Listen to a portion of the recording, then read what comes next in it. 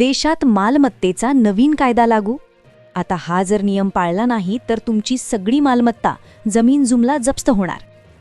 संपूर्ण देशातील सर्व प्रकारच्या प्रॉपर्टीवर सरकारने 10 कडक नियम लागू केले आहेत. एक नवा कायदा लागू करण्याचा निर्णय घेण्यात आलाय. आता या कायद्याअंतर्गत देशातील कोणतीही मालमत्ता, मग तुमचं जर घर असेल किंवा तुमची स्वतःची शेत जमीन असेल किंवा तुमचं दुकान असेल, रिकामा प्लॉट असेल किंवा फ्लॅट असेल, तर हे सगळं जप्त केलं जाणार. भारतातल्या सगळ्या प्रकारच्या सगळ्या मालमत्तेवर 10 कडक नियम लागू करण्यात आलेत. यातल्या एकाही नियमाचं पालन करण्यास तुम्ही जर चुकलात तर तुमची शेत जमीन सरकार जमा होणार.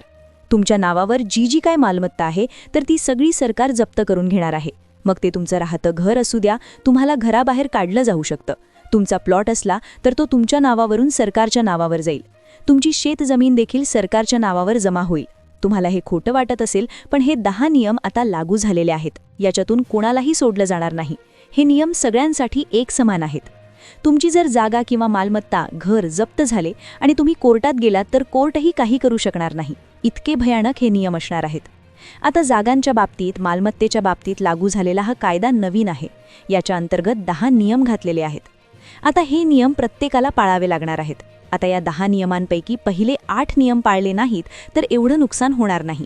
पण 9व्या आणि 10व्या नंबरचा जो नियम आहे तो तुमच्याकडून नकळत जरी मोडला तर तुमच्या घरासमोर लगेच अधिकाऱ्यांची गाडी येईल आणि 7/12वर सरकार असं नाव लिहिलेलं असेल. डायरेक्ट जमीन जप्तीचे आदेश तिथे देण्यात आलेत. पहा, याचा GR देखील आलाय. आणि याच्या विरोधात तुम्ही कोर्टात धाव घेतलेत, अगदी सर्वोच्च न्यायालयात जरी गेलात तरी न्यायाधीश देखील यात काही करू शकणार नाहीत, कारण कायदा आता पूर्ण बदललाय. आज या व्हिडिओच्या माध्यमातून आपण ते 10 नियम जाणून घेणार आहोत, जे शेत जमीन, घर, प्लॉट किंवा फ्लॅट अशा सगळ्या मालमत्तेवर लागू होतात. आपण नेमकी काय काळजी घ्यायची, कोणती कागदपत्रे जमा करून ठेवायची, जेणेकरून आपलं घर किंवा शेत सरकार जमा होणार नाही.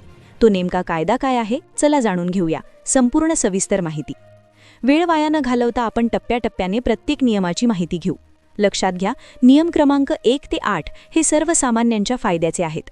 ज्यांच्या नावावर शेत जमीन, घर किंवा एखादा प्लॉट, फ्लॅट आहे, अशा लोकांसाठी हे पहिले 8 नियम फायदेशीर आहेत. पण 9वा आणि 10वा नियम सगळ्यात भयानक आहे आणि त्याच्यामुळे जमिनीची जप्ती सुरू झाली आहे. त्यामुळे 9वा आणि 10वा नियम पाहिल्याशिवाय व्हिडिओ अजिबात बंद करू नका.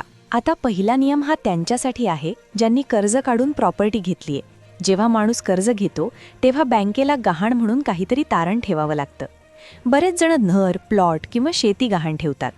पण जर तुम्ही कर्जाची परतफेड करू शकला नाहीत तर सरकारकडून त्या मालमत्तेवर जप्ती येते. कर्जाचा डोंगर वाढतो आणि शेवटी बँक ती जागा ताब्यात घेते. आता नियम नीट लक्षात घ्या. तुम्ही म्हणाल, आम्ही तर कर्ज घेतलं नाही, मग हा नियम कशाला? पण पुढचा नियम तुमच्यासाठीच आहे. 9 आणि 10 नियम तर समस्त भारतीयांसाठी आहेत. तुम्ही कर्ज काढलं असेल किंवा काढणार असाल तर ही माहिती महत्त्वाची आहे. पूर्वी अशा जप्त प्रॉपर्टीचा लिलाव कुठे आणि कधी झाला हे सामान्यांना कळत नसे. पण आता सरकारने यासाठी बँकनेट नावाचा नवीन पोर्टल सुरू केलंय. या वेबसाईटवर तुम्हाला तुमच्या शहरात कुठे कुठे घरं, दुकानं किंवा शेती लिलावासाठी उपलब्ध आहेत हे समजेल. यामुळे सामान्य व्यक्तीला रास्त दरात प्रॉपर्टी खरेदी करता येईल. पूर्वी लिलावाच्या बातम्या लोकांपर्यंत पोहोचत नव्हत्या, पण आता सगळं पारदर्शक दिसेल. याचा फायदा असा की सामान्यांना स्वस्त घरं मिळतील, पण ज्यांची प्रॉपर्टी जप्त झाली आहे त्यांची धास्ती वाढणार आहे, कारण लिलाव आता झटपट होतील. दुसरा नियम. हा नियम खूप दिलासादायक आणि कष्टकऱ्यांसाठी फायदेशीर ठरणार आहे. पण लक्षात ठेवा, 9वा आणि 10वा नियम अतिशय कठोर आहेत. दुसरा नियम ग्रामीण भागासाठी आहे. खेड्यापाड्यात जमिनीवरून खूप संघर्ष होतात. बांधावरून भांडणं किंवा वाटणीचे वाद नेहमीचेच आहेत. हे तंटे मिटवण्यासाठी प्रधानमंत्री स्वामित्व योजना सुरू झाली आहे. या योजनेत आता सरकारच्या वतीनं ड्रोनद्वारे जमिनीचा सर्वे केला जाणार आहे. विशेष प्रकारचे ड्रोन शेतीच्या वरून फिरून अचूक मोजणी करतील. या सर्वेमुळे जमिनीच्या सीमा सुस्पष्ट होतील, मालकी सिद्ध होईल आणि संपत्तीचं डिजिटल रेकॉर्ड तयार होईल. 2026 पर्यंत संपूर्ण देशातील शेतकऱ्यांचे रेकॉर्ड जमा करण्याचं ध्येय आहे. 2026 पर्यंत 2 कोटींहून अधिक लोकांना त्यांचा स्वामित्व कार्ड मिळणार आहे.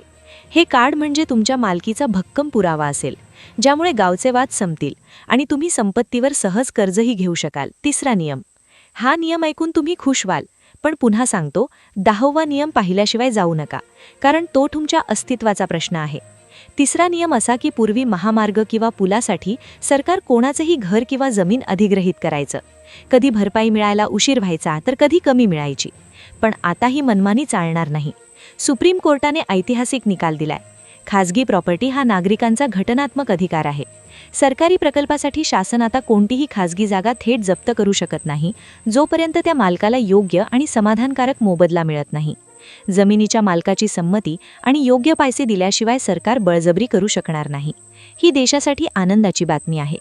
तुम्ही म्हणाल, याचा आमच्या प्रॉपर्टीशी काय संबंध? पण संबंध आहे. चौथा नियम. हा नियम जरा महत्त्वाचा आहे आणि इथे तुम्हाला एक काम तातडीने करावं लागेल. इथून पुढचे नियम क्लिष्ट होत जातील. चौथा नियम असा की आता तुम्हाला तुमच्या आधार कार्डला सर्व संपत्तीची माहिती लिंक करणं अनिवार्य होऊ शकतं. अनेक राज्यांत हे काम सुरू झालंय. जसं उत्तर प्रदेशमध्ये किसान सन्मान निधीसाठी जमीन आधारशी जोडणं बंधनकारक केलंय. आधार लिंकिंगमुळे बेनामी संपत्ती आणि काळा बाजार थांबेल असं सरकारचं मत आहे. महाराष्ट्रातही लवकरच हा नियम कडक होईल, ज्यानुसार तुमची सर्व मालमत्ता आधारला लिंक असणं गरजेचं असेल. पाचवा नियम. हा नियम थोडा वेगळा आहे. आता तुमच्याच आईवडिलांच्या घरात राहण्यासाठी तुम्हाला त्यांची परवानगी घ्यावी लागू शकते, जरी तुम्ही त्यांची मुलं असाल तरी. जर ते घर आईवडिलांनी स्वतःच्या कमाईतून बांधलं असेल तर ते त्यांच्या इच्छेनुसार तुम्हाला घरात ठेवू शकतात किंवा बाहेर काढू शकतात. दिल्ली हायकोर्टाने स्पष्ट केलंय की मुलं आईवडिलांच्या घरात हक्काने तेव्हाच राहू शकतात जेव्हा आईवडिलांची इच्छा असेल. जर संपत्ती वडिलोपार्जित असेल तर मुलांचा हक्क असतो, पण स्वतः कमावलेल्या संपत्तीवर मुलं जबरदस्ती करू शकत नाहीत. सहावा नियम. हा नियम विवाहित लोकांसाठी अत्यंत महत्त्वाचा आहे. समाजात चर्चा असते की जावयाचा सासरच्या संपत्तीवर हक्क असतो का? तर आता संभ्रम नको. सुप्रीम कोर्टाने स्पष्ट सांगितलंय की सासऱ्याची संपत्ती ही त्यांची वैयक्तिक असते. त्यावर जावाई कोणताही कायदेशीर अधिकार सांगू शकत नाही. जरी सासऱ्याला एकच मुलगी आणि एकच जावाई असेल तरीही जावाई तिथे मालकी हक्क गाजवू शकत नाही. हे कायद्याने लिहून ठेवलंय. सातवा नियम. हा नियम त्या पतींसाठी आहे जे पत्नीच्या नावाने व्यवहार करतात.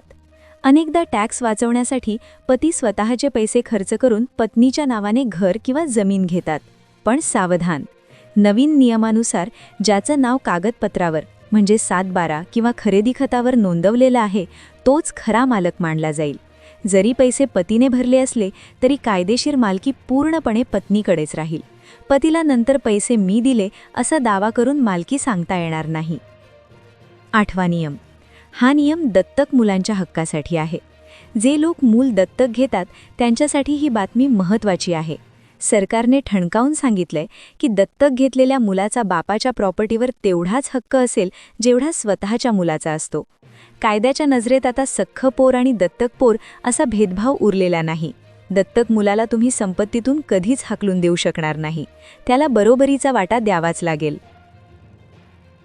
नववा नियम. हा नियम मुलींच्या हक्काचा आहे. 2005च्या कायद्यानुसार बापाच्या इस्टेटीत मुलगा आणि मुलगी दोघांचा वाटा सारखा असतो. पण इथेच खरी गोम आहे. छत्तीसगड हायकोर्टाच्या निकालानुसार जर मुलगी आपल्या आईवडिलांची विचारपूस करत नसेल किंवा नातं तोडून वागत असेल तर काही खास परिस्थितीत तिच्या हक्काला धक्का लागू शकतो. हक्क हवा असेल तर घरची जबाबदारी आणि नात्याची वेणसुद्धा जपावी लागेल हे आता स्पष्ट झाले. आणि 10वा नियम. आता येतोय सर्वात धोकादायक नियम, ज्याबद्दल मी सुरुवातीलाच इशारा दिला होता. हा नियम म्हाताऱ्या आईवडिलांच्या जगण्याशी जोडलेला आहे. जर तुम्ही तुमच्या म्हाताऱ्या मायबापाला सांभाळत नसाल, त्यांच्या जेवणाची काळजी घेत नसाल तर वेळीच सुधारा. जरी आईवडिलांनी प्रेमापोटी सगळी प्रॉपर्टी तुमच्या नावावर केली असली तरी जर मुलं त्यांचा छळ करत असतील तर मायबाप कायद्याने ती दिलेली संपत्ती मुलांकडून परत खेचून घेऊ शकतात. कोर्टाने निक्षून सांगितलंय की जन्मदात्यांचा सांभाळ करणं हे मुलांचं पहिलं कर्तव्य आहे. जर तुम्ही हे कर्तव्य विसरलात तर त्या इस्टेटीवर तुमचा काडीचाही हक्क उरणार नाही. ती पुन्हा आईवडिलांकडे जाईल आणि तुमच्या हाती फक्त पश्चाताप उरेल. पहिले हे 10 नियम आपल्या मालमत्तेच्या संरक्षणासाठी किती महत्त्वाचे आहेत, पण केवळ नियम जाणून घेऊन उपयोग नाही तर प्रत्यक्ष अंमलबजावणी महत्त्वाची.